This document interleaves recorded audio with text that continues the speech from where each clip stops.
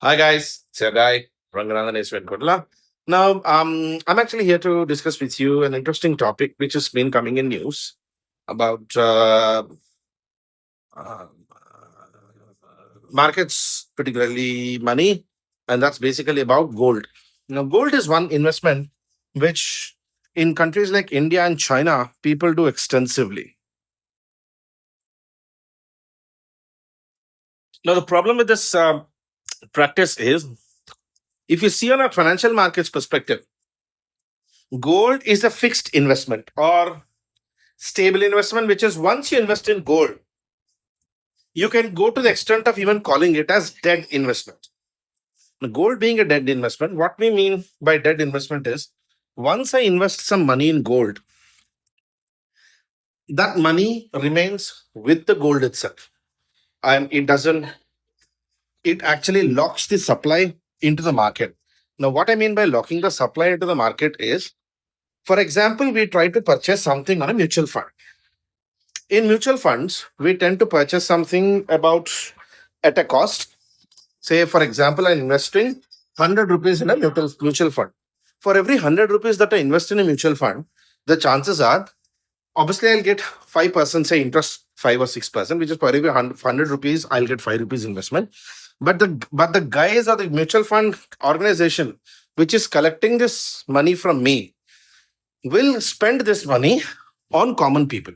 It will give lendings and loans to common people. Now, the problem is this cycle of one person investing, one person collecting, and one person then giving it as a loan. It's a this is called this can be termed as a financial cycle. With institutions like gold or which purchases of debt investment tools like gold, this financial cycle dies out.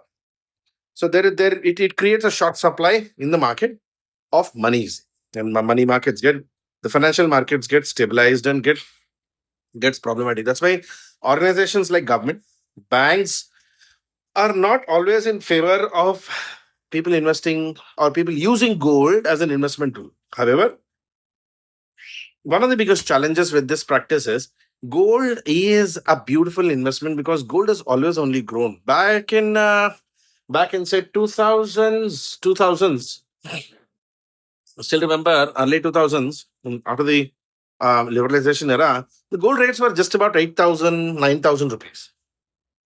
That rate then by 2015 went to about 26,000 rupees, which is for 10 grams.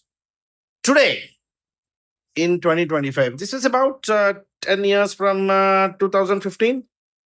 Today, gold rate is skyrocketed at 1 lakh. Now, if you take in the last 10 years, there's been a 300% profit. 400 growth in my investment. Suppose if I had purchased say 1 lakh rupees worth of gold, say for example it was 25,000 in 2015. If I purchased for 1 lakh, that's 40 grams of gold back in those days for 1 lakh. Today the same amount would have been anywhere between 4 lakhs to 4 lakhs 20,000. Now, while for an investor this is good, for the entire financial institution this is bad. This practice of investing in gold is a common tradition both in India as well as China. Number one. Second problem by or second practice by people invest so much in gold is because gold is seen as jewelry. It's also seen as stable investment. Stable investment is it grows and it's the most liquid asset one can have. The most liquid asset. Now that makes gold a very attractive investment for the people. Okay. Now, how does the government try to control this? Obviously, government is doing different tools. It puts extra tax. It puts extra cess.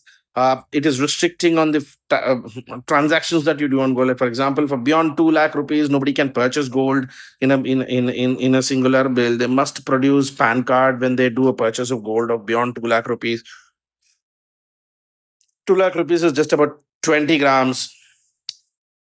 Still, gold is premium. Gold remains the most attractive investment for the people. Until this practice is not stopped, the gold will be a madhouse. Investing too much on gold, while it is good for individual investors, it's bad for the economic institution as a whole. इससे किसी का फायदा नहीं है. ये पैसे को lock कर देता है. It actually locks the money, and that creates more troubles. Okay. An interesting fact is, as of today, as of 2025, according to World Gold Council, the total amount of gold available in India is about 32,000 tons. 32,000 tons. 32,000 tons is a lot of tons. And India, still after that, imports approximately 800 to 900 tons of gold. Okay. That's a little overview of gold investments, guys, and why gold is used as an investment tool and why it is not the best practice to do so for the country. Having said that, let us meet in another video, in another session. Till then, thank you. Like, share, and subscribe this video. Bye bye.